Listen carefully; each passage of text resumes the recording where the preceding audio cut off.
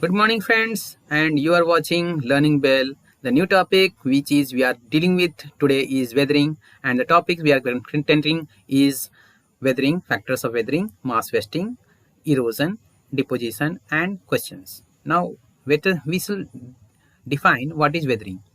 The combined action of all the process causing the rock to disintegrate physically and decomposed chemically because of the exposure at or near the earth crust is known as weathering. The product of the rock weathering tend to accumulate in the soft surface layer called regolith. The regolith degrades downward into solid, unaltered rock, which is known as bedrock.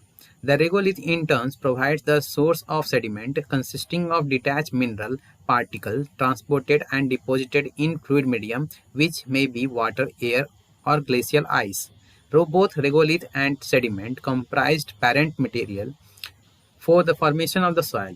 Now let us understand what is the diagram says. In the first diagram, you can see that there is a rock and the water has got entered into the rock crack, and this water gets penetrated into the rock, into the crack, and therefore it starts to disintegrate.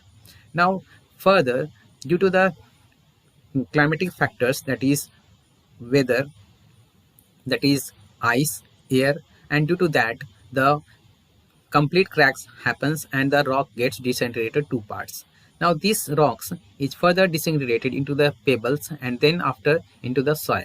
Now the second diagram, you can see that there is a mountain, and in this mountain there is a big rock, and the ice has got percolated into this, and this percolation has tend to form the crack, and further the ice or the water penetrated into the it, and due to the air and water and the heat, due to that the rock has got cracked. Now let us understand what are the factors of weathering. The process of disintegration and decomposition of rock in situ is generally known as weathering, and it is a static process. The factors, that is weathering of the rock, is affected by the agents of weathering lithologically and structural characteristic of rock, height, and slope factors. Now let us understand the weathering agents are divided into three types, that is physical or mechanical weathering agents, that is moisture, water, frost, temperature, isolation, that is rays of the sun, wind. Chemical weathering are hydroxide, oxygen, carbon dioxide, and hydrogen. Now biological weathering agents, that is vegetation, that is plants. Second is animals, we also can say microorganisms. Now what are the different types of weathering? Now first we are dealing with physical weathering. In the previously you have understand how this rock has got disintegrated by ice. Now see, in the second diagram you can see that there is a forest, and the water stream has penetrated into the soil, and thereafter the it is passing through the rocks, and the rocks has got disintegrated into further small rocks, and thereafter it is taking the debris. In the third diagram you can see that this is a sea, and this has happened into the polar regions or the temperate regions where the ice has got formed on this rock, and due to the heat and air movement the rock has got this type of structure. Now in the fourth diagram you can see there is a U-shaped valley which is happening at the glacier, and this erosion or the crack is responsible due to the ice. Now coming to the point of chemical weathering, that is this is a bedrock. Bedrock means this is a hard rock, and this rock cannot be disintegrated in a physical form. So what happens, it is disintegrating by the chemicals or gases, that is oxygen, carbon dioxide, it may be silicate, it may be hydroxide, or it may be any type of acid, or you can say acid rain is also responsible for this. In the third diagram you can see this is a rock, and this rock is a mineral rock, and due to this mineral rock there is a chemical reaction between water and air and with this material, and this happens to be a two or three colors. Now in the third diagram you can see there is a crystalline like structures on the rock. Why is it so? Because these rocks are maybe ores, maybe it containing minerals like iron, nickel, cobalt. In these areas the hydroxide or salt or alums are get reacted with the rock, and this type of structure is being formed. In the fourth diagram you can see there is an onion like structure on the rock, and it is happening at the steeper sides of the hills or the mountains. In the fourth diagram you can see this is responsible due to the chemical reactions at the few examples are Great Canyon in USA, and you can see in the Himalayan regions. It happens on the metamorphic rock or igneous rocks. Now in the sixth diagram you can see there is a mountain, and what is this mountain? This is a iron ore, or it may be any type of ore mountain. So there are two type of colors on this. This happens due to the chemical weathering. The weathering tends to have that impact on the mass movement. The various kinds of downhill movement occurring under the pull of gravity, collectively called mass wasting, constitute an important process in denudation of the continental surfaces. A mountain slope becomes too steep, bedrock masses break free and falling or sliding to a new position of rest or stability. That is, the rock tries to break, and thereafter it tries to find the rest position. In the cases involving huge masses of bedrock, the result can be catastrophic in the loss of property in the path of slide of the rock. For example, you can see in the villages and the cities in the Himalayas. For example, you can see in the Himachal Pradesh or Jammu Kashmir. So, because of the soil, regolith and many forms of sediment are held together poorly, they are susceptible to move by the force of gravity than the bedrock.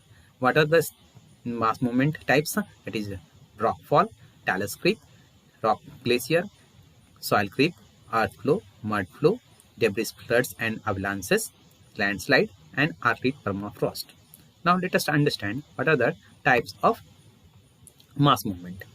Now in the first diagram you can see there is a plateau, and on this plateau due to the that is weathering conditions, the first of all the disintegration takes place at the top, and thereafter it moves to the downward direction, and the soil which is weaker in section tends to break, and it damages the rock. You can see in the Sikkim regions this happens frequently. And in the second diagram you can see there is a mountain, and on this mountain there is a steep slope. This happens in the eastern Ghats of India. Now volcano, this happens in Kilimanjaro, that is in Africa, or you can also see this type of mud flow in Sikkim, or you can see in Jammu Kashmir more frequently, or sometimes it happens in the plains also, but it happens at the steeper sides. But in this diagram you can see that the molten metal comes down, and this molten metal take all the mud, and it has a catastrophic impact on the earth surface. In the fourth diagram you can see there is a barren land, and this barren land, due to the water, air and wind, this debris fallen down, and it can have a big impact. This happens generally when government take a path of development in some areas. Now the fifth last diagram, you can see this happens in the steep slopes, that is on the mountain, peak mountain, that is Andes, or you can say Himalayas, or any steeper slopes. And what it happens, because the rock disintegrate due to the impact of the factors of weathering, and the rock breaks in a huge quantity, and you can see an avalanche. Now, what are the ways of mass wasting? Now, we are going to handle the rotational landslide. Rotational landslide, it happens one part by part.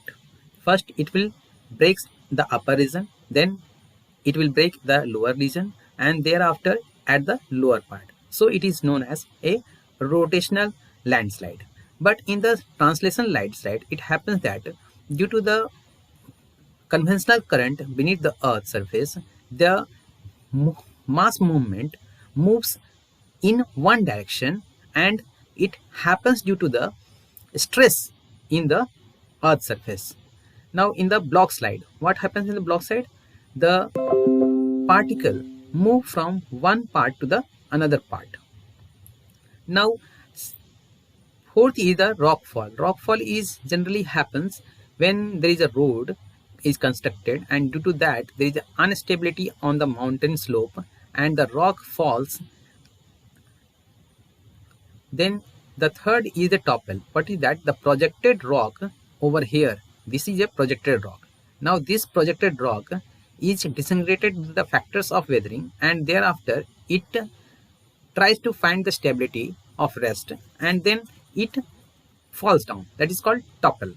Now in the debris, what it is happening? It is happening in the river streams areas, in the mountain regions. The debris is forming. You can also generally you can see in upper part of the river valley, or debris avalanche. Why this is happening? It is happening due to the very heavy rainfall, or the cloud is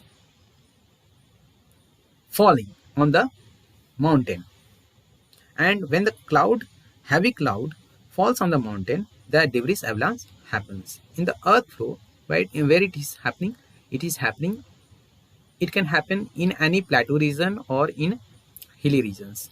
But in creep, what is creep? Creep can happen in, generally it is seen in Western Ghats, Eastern Ghats. It can happen into the plateau region, that is Deccan Plateau. You can see in Pal Magar of India, or you can also see why it is happening. It is a bedrock. It is a very hard surface. So with the vegetation penetrates into it, and the creep is forming, and the creep is also forming due to what? Due to the chemical weathering formation. And you can see over this what is the structure, like this structure. Now lateral spread is what? Lateral spread is generally it is seen in the northern plains or steppes of this world. Now last part is questions. Now what are the questions? What is the shape of the trunk of the tree grown on the slope of mountain? That is, it is curve in shape. The weathering characteristic of Great Canyon you can see in the slide. Now what are the types of weathering you can see in the Western Ghats and Eastern Ghats? I have all told you previously. What is the erosion features in the Jammu Kashmir? This also had been discussed. You can go once more. Now what are the difference between the weathering in northern eastern plains and Himalayas? You can also find it out from the slides before, and you can also ask some of the questions, and I am going to answer all your questions. Thank you for watching, and please subscribe this channel. Thank you. Thank you.